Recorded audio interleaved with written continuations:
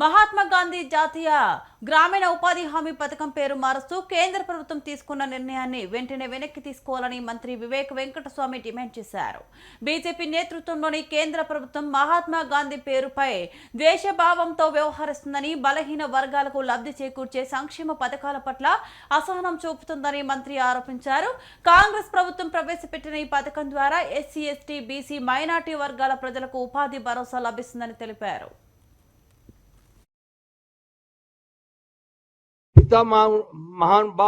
భావనుడు అంటే ఇలాంటి వ్యక్తి పేరు తీసేసి ఈ మహాత్మా గాంధీ మన్రేగా కార్యక్రమం ఏదైతే ప్రత్యేకంగా ఎస్సీ, ఎస్టీ, బీసీ వ్యక్తులకు ఉపయోగపడుతుందో ఈ కుట్రతోని ఈ మన్రేగా స్కీమ్ని తొలగించడానికి ప్రయత్నం చేస్తుంది బీజేపీ ప్రభుత్వము. 90-10 రేషియో. ఒకవైపు ఏమో రాష్ట్రాలు, ప్రత్యేకంగా తెలంగాణ రాష్ట్రము ₹1 సెంట్రల్ బడ్జెట్కి కాంట్రిబ్యూట్ చేస్తే కేంద్రం నుంచి కేవలం 20 పైసలు మనకు వాళ్ళు గ్రాంట్ ఇస్తున్నారు. ఆ తరుణంలో మన రెవెన్యూస్ ఏమో కేంద్రం తీసుకుంటుంది. మళ్ళీ మన్రేగా స్కీమ్లో 40% స్టేట్ కాంట్రిబ్యూషన్ చేయాలని చెప్పి ఈ బిల్లో వారు ఈ అంశం పెట్టడం జరిగింది.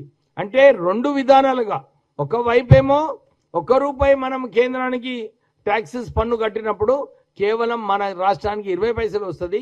కానీ యూపీ రాష్ట్రానికి ₹1 పన్ను కడితే వాళ్ళకు ₹2 మన బీజేపీ ప్రభుత్వం, అక్కడ బీజేపీ ప్రభుత్వం ఉన్నందుకు వారు అక్కడ కాంట్రిబ్యూట్ చేస్తున్నారు.